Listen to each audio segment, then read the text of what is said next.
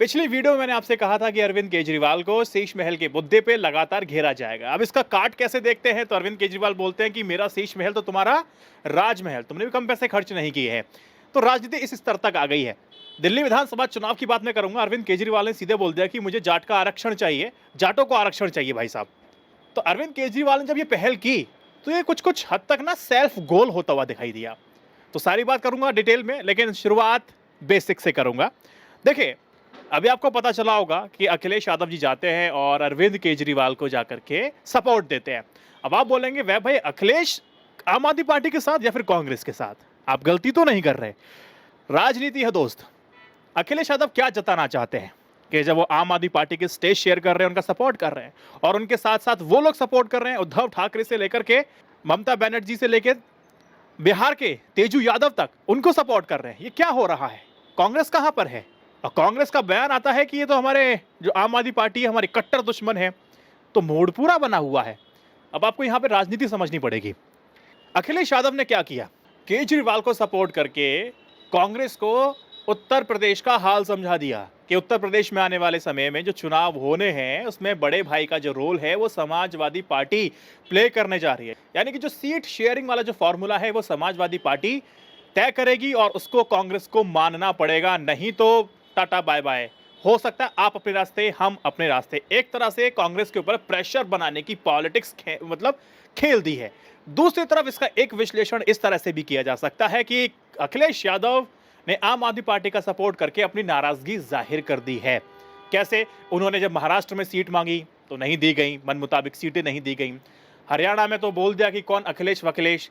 तो इस तरह का जो रूड बिहेवियर था तो सीधे आकर के तो नहीं मना किया जाता। अब कुल मिलाकर के जो नाराजगी थी वो इस तरह से आम आदमी पार्टी को सपोर्ट करके जाहिर भी कर दी है। कांग्रेस के लिए सबसे बड़ा कठिन समय चल रहा है। देखिए, इंडिया अलायंस के गठबंधन को लेकर के ऐसे ऐसे बयान आ रहे हैं, ऐसा लगता है कि शायद अब बिखरते हुए देर नहीं लगेगी। ममता बनर्जी का आपको बयान याद होगा। उन्होंने ये कहा था, देखिए इंडिया अलायंस को वो नेतृत्व करेंगी। एनसीपी के शरद पवार ने बोल दिया हाँ कीजिए, समर्थन है। अखिलेश यादव ने बोला कि समर्थन है। उसके बाद उद्धव ठाकरे ने बोला कि हाँ जी समर्थन है हमारा भी, आप इसको लीड कीजिए। और उसके बाद तेजस्वी यादव जी का बयान आता है। वो ये कहते हैं कि लोकसभा तक ही तो गठबंधन था हमारा इंडिया अलायंस का। इसका मतलब यह है कि साफ संदेश दे दिया है कि आम आदमी पार्टी को दिल्ली में तेजस्वी यादव का सपोर्ट है। तो कांग्रेस बौखलाई फ्री है। सबसे बड़ी पार्टी हम, एलओपी हम, हमारा नेता बना हुआ है। और ये सब नौटंकी क्यों कर रहे हैं? देखो, नौटंकी के पीछे की वजह मैं आपको बताऊं। अगर लोकसभा चुनाव जीतने के बाद अच्छा प्रदर्शन आपने लगातार किया होता तो शायद ये आवाज उठती ही नहीं। लेकिन आप हरियाणा हारे, आप महाराष्ट्र हारे, झारखंड में बहुत अच्छा आपकी व्यक्तिगत पार्टी का कोई बहुत ज्यादा करिश्मा नहीं रहा। तो ये सारी वजह हैं। इनको लगने लगा है कि इंडिया अलायंस को राहुल गांधी नहीं चला पा रहे। अब सवाल यहां पर यह है कि अब कांग्रेस को करना क्या चाहिए? देखिए, कांग्रेस को विधानसभा चुनाव जो दिल्ली में हो रहा है इसको करो या मरो की स्थिति में अगर नहीं लिया तो इंडिया अलायंस को बिखरते हुए ज्यादा समय नहीं लगेगा। डू और डाई वाली सिचुएशन बन चुकी है। क्या करना चाहिए? देखो, कांग्रेस ने जो पहला स्टेप कर दिया वो ये है कि बड़े जो नेता हैं, इनके जो तेज तर्रार नेता हैं, जो फेसेस, जिनके नॉन जो फेसेस हैं, इनको खड़ा कर दिया। अलका लांबा को अतिशी के खिलाफ खड़ा कर दिया, कि मजबूत नेता को खड़ा कर दिया ताकि ये मैसेज बनवाया जा सके कि हम लोग बहुत ही ज्यादा सीरियसली इस चुनाव को ले रहे हैं और जीतने के लिए लड़ रहे हैं। ये साफ हो गया, नॉन फेसेस आने लगे। लेकिन कांग्रेस को अब एक चीज और करनी चाहिए कि इसमें दिल्ली विधानसभा चुनाव में बड़े बड़े जो नेता, जो फेसेस हैं, उनको सामने लेके आना चाहिए। उससे क्या होगा? उससे ना एक मैसेज बनेगा। मेहनत करेंगे, सीटें आएंगे, जीते ना जीते एक अलग चीज है, लेकिन एक परसेप्शन तो बना ही लेंगे। कथनचित अगर वो आम आदमी पार्टी को हरा देते हैं तो ये जो उथल पुथल चल रही है रीजनल पार्टीज की कि नेतृत्व ममता बनर्जी करेंगी, तो वो थम जाएंगी, बंद हो जाएंगी। अगर हार जाते हैं तो कांग्रेस को ना फिर बैसाखी पे ही रहना पड़ेगा। महाराष्ट्र गया, हरियाणा गया आपके हाथ से, उत्तर प्रदेश भी गया आपके हाथ से, पंजाब भी गया आपके हाथ से, एक दिल्ली नाम भी जुड़ जाएगा उसके साथ। और आपको लगातार इन्हीं रीजनल पार्टीज की सुननी पड़ेगी। जब तक आप आउटस्टैंडिंग परफॉर्मेंस नहीं दिखाते हैं तो विश्वास कीजिए दोस्त, कोई किसी का मोहताज नहीं है। आपको इनकी बैसाखी पे चलना पड़ेगा। दिल्ली विधानसभा चुनाव में अच्छे नंबर लाएंगे तभी आप इन डिबेट को, इन चीज़ों को बंद कर पाएंगे। नहीं तो वही चलता रहेगा। प्रेशर पॉलिटिक्स में आप रहोगे, आप डिपेंडेंट रहेंगे कि भाई साहब इतनी सीट दे दीजिए, उतनी सीट दे दीजिए। तो फिर बात ऐसी रहने वाली है। सोशल मीडिया पे एक चर्चा चल रही है कि अरविंद केजरीवाल ने काट खोज ली, काट खोज ली। कौन सी काट खोज ली? कि कैग की रिपोर्ट आई थी, 33 करोड़ रेनोवेशन में लग गए। तो आम आदमी पार्टी के नेता बोल रहे हैं कि अच्छा साहब, भैया वो मेरा व्यक्तिगत निवास थोड़ी ना है। कैग की रिपोर्ट का तो खैर वो जिक्र ही नहीं कर रहे हैं कि मेरा निवास थोड़ी ना है, मैं जाऊंगा तो दूसरा मुख्यमंत्री रहेगा। फिर उस दूसरी तरफ से टिप्पणी आती है कि भाई साहब शीला दीक्षित जी ने जो एसी लगाए थे 10-12, जिसको लेकर आपने हंगामा मचाया, वो कौन सा अपने घर में लगाए थे? वो भी तो उसी आवास में लगे हुए थे। तो ये चल रही है। अब मैंने आपको पहले ही कहा था कि प्रखर वाले वीडियो में, सॉरी राज शमानी वाले वीडियो में, कि कैग की रिपोर्ट का आप इस्तेमाल करते और अरविंद केजरीवाल से पूछते कि 33 करोड़ क्यों लगे, कैसे लगे। तो कैग की रिपोर्ट पर वो क्या बोलते हैं वो थोड़ा जानना जरूरी था। नहीं तो बीजेपी शीश महल का मुद्दा बनाएगी, क्योंकि इससे ना आपकी आम आदमी पार्टी की जो छवि है वो खत्म होती हुई दिखाई देगी। तो अरविंद केजरीवाल बोले कि यार अब ऐसा तो काम चलेगा नहीं, एक तरफा मामला कैसे होगा। फिर नरेंद्र मोदी का उन्होंने बोला कि आप तो भाई साहब राजमहल में रहते हैं, 2700 करोड़ रुपए आपने लगा दिए, इतने नंबर ऑफ पेयर इसके आपके शूज हैं, कपड़े हैं, ग्लासेस हैं, और इतने इतने लोग आपके साथ चलते हैं, वो सब खर्चे गिराने शुरू कर दिए कि भैया वो राजमहल में रहते हैं, वो शीश महल की क्या बात कर रहे हैं। अब सवाल यहाँ पर यह है कि देखिए, अब ये डाटा उनके पास कहाँ से आया कि इतनी जोड़ी चप्पल हैं, इतनी जोड़ी कुर्ते हैं, इतनी जोड़ी उनके पास गॉगल्स हैं, ये मुझे नहीं पता। लेकिन अरविंद केजरीवाल को ये भी समझना होगा कि जब वो पार्टी से चुनाव लड़ रहे थे, उनसे साफ तौर पे उन्होंने कहा था कि वो सिक्योरिटी नहीं लेंगे, जहाज में नहीं घूमेंगे, आम आदमी की तरह रहेंगे। तो ये बात तो नरेंद्र मोदी ने नहीं कही थी, सोशल मीडिया पे ये कह करके कटाक्ष किया जा रहा है। दूसरी बात अगर आप देखेंगे तो बताया, एक रिपोर्ट में ये भी जाता है कि अरविंद केजरीवाल की फैमिली के जो 6 मेंबर हैं, उनमें 28 लोग लगते हैं एज अ सिक्योरिटी। 28 लोगों का जो काफिला है वो अरविंद केजरीवाल की फैमिली के साथ चलता है। पूरा वीआईपी कल्चर, पूरा जो भी कुछ हो सकता है सब इस्तेमाल किया जाता है।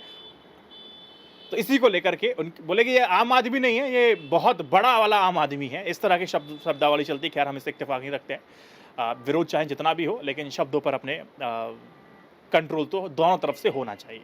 खैर शीश महल का तोड़ राजमहल आ गया है। अगली बात अरविंद केजरीवाल ने जो बोला कि देखिए हम जाट आरक्षण की मांग करते हैं। सवाल यहाँ पर यह है कि जाट आरक्षण लेकर के आप कर क्या लेंगे? इस सेल्फ गोल नहीं हो जाएगा? अब मैं आपको समझाता हूं कि मैंने ऐसा क्यों बोला। देखिए, हरियाणा में जाटों की संख्या बहुत ज्यादा है। इसको लेके कांग्रेस ने बहुत ज्यादा आंदोलन चलाए थे, जाट आंदोलन को लेकर के, और दिल्ली में कोई सक्रिय आंदोलन अभी तक चला नहीं है जाटों को लेकर के।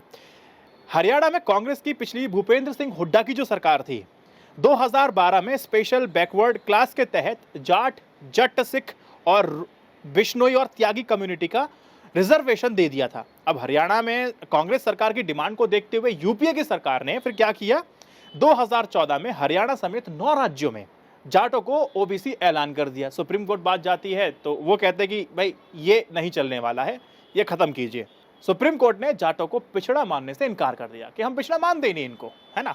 फिर इसके बाद पंजाब और हरियाणा हाई कोर्ट के भी एक ऑर्डर के बाद 19 सितंबर 2015 को खट्टर सरकार को भी जाटों सहित 5 जातियों को आरक्षण देने का जो नोटिफिकेशन था वापस लेना पड़ा था। अब इसके बाद क्या हुआ? अब जाटों को लामबंद करने के चक्कर में दूसरी जातियां गोलबंद हो गई और बीजेपी के साथ चली गई, और तीसरी बार सत्ता में भारतीय जनता पार्टी आ गई। अब दिल्ली आ जाते हैं हम। अरविंद केजरीवाल कह रहे हैं कि जाटों को आरक्षण दो, आरक्षण दो। अब पहले मैं आपको फैक्ट दे दूं कि दिल्ली में कितने जाट रहते हैं। कहा यह जाता है कि दिल्ली में कम से कम 10% जाट समुदाय की जनसंख्या है, और 8 विधानसभा सीटें ऐसी हैं जहां पर मेजॉरिटी है वो जाटों की ज्यादा है, यानी कि निर्णायक भूमिका में है। तो अरविंद केजरीवाल की पार्टी ने 5 सीटों पर अपने उम्मीदवार तो जाट उतारे हैं, ताकि जाट जाट को वोट दे, उनको फायदा मिले। अब देखिए, बीजेपी ने मास्टर स्ट्रोक खेला इधर। क्या? उन्होंने प्रवेश वर्मा को अरविंद केजरीवाल के जस्ट सामने उतार दिया, एक जाट चेहरा उतार दिया। अब ये कहा, एक मैसेज बनवा दिया, ये जाट अगर अरविंद केजरीवाल को हराएगा वही सीएम बनेगा। आमतौर पर यही होता है ना कि जो मुख्यमंत्री को हराता है उसकी संभावनाएं बहुत ज्यादा बढ़ जाती है मुख्यमंत्री बनने की। तो प्रवेश वर्मा अरविंद केजरीवाल को हराएंगे तो हमारा एक जो जाट है वो सीएम बन जाएगा। ये मैसेज बनवा लिया। बनेगा कि नहीं बनेगा अलग चीज है, लेकिन मैसेज जरूर बनवा दिया है। अब मैंने ये क्यों बोला कि कहीं सेल्फ गोल तो नहीं कर लिया है? देखिए, जब आप आरक्षण की बात कर रहे हैं, दिल्ली का अगर पॉलिटिक्स आपको समझाऊं, वोटर पॉलिटिक्स, तो प्रतिस्पर्धा जाट और गुर्जर बहुत ज्यादा है। गुर्जर की जनसंख्या जो है, गुर्जरों की जो जनसंख्या है वो जाटों के मुकाबले आधी है, लेकिन निर्णायक वो ज्यादा रहते हैं। अब अरविंद केजरीवाल ध्रुवीकरण करेंगे जाटों को लेकर के, तो हो क्या सकता है कि ये जो गुर्जर है, जो अन्य ओबीसी जातियां हैं, वो एकजुट होकर के किसी दूसरी पार्टी को चली जाए, वोट चली जाए, जो हरियाणा में हुआ था। आप लाम बंद करो एक को, और दूसरा जो गुट है वो गोल बंद होकर के सीधा एक पार्टी को चला जाए, तो नुकसान यहाँ पर आम आदमी पार्टी को हो सकता है। जो राजनीतिक विश्लेषक हैं वो ये कह रहे हैं कि अगर आप जाटों को एक साथ लेकर जाओगे तो जो गुर्जर है, जो अन्य जातियां हैं, ओबीसी जातियां हैं, वो एकजुट होकर बीजेपी के पास जाएंगे और बीजेपी को उसका तगड़ा फायदा होने वाला है। अरविंद केजरीवाल को कोई बहुत ज़्यादा फायदा नहीं होगा और जातियां गोलबंद करा बैठेंगे। तो ये सारी चीज़ें थी कांग्रेस के लिए। दिल्ली विधानसभा चुनाव बहुत ज़्यादा इंपॉर्टेंट हो गया है, डू और डाई का मैच है। अगर आप अच्छा खेल गए तो ये जो चल रहा है कि नेतृत्व हम करेंगे तो खत्म हो जाएगा। अगर आप अच्छा नहीं किए, आप विश्वास कीजिएगा, वैसाखी भी कब निकल जाए आपको खुद विश्वास नहीं होगा। आपको रीजनल पार्टी से बोलना पड़ेगा कि 2 सीट हमें दे दो, 3 सीट हमें दे दो। बड़े भाई की भूमिका आपकी खत्म हो जाएगी और छोटे भाई वाली भूमिका में आप हमेशा रहेंगे। इस बात का विशेष ध्यान रखना। अरविंद केजरीवाल नैरेटिव सेट करने में माहिर हैं। तो पूरा जो मैंने आपको बताया दिल्ली विधानसभा चुनाव में आरक्षण से लेकर के राहुल गांधी और समाजवादी पार्टी सब नजरें गड़ाए बैठे हैं। तो साहब ये चुनाव का नतीजा 8 तारीख को आएगा। लेकिन मैं आपसे पूछूंगा सरकार किसकी बन रही है? फाइट, 2 चीज़ पूछता हूँ, फाइट बीजेपी वर्सेस आप है या बीजेपी वर्सेस आप वर्सेस कांग्रेस है या फिर फाइट कांग्रेस वर्सेस आप है?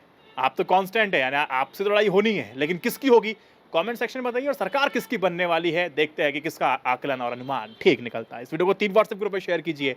जय Hind, Vande Mataram. Stay updated, stay educated, सत्यमेव जयते। नमस्कार।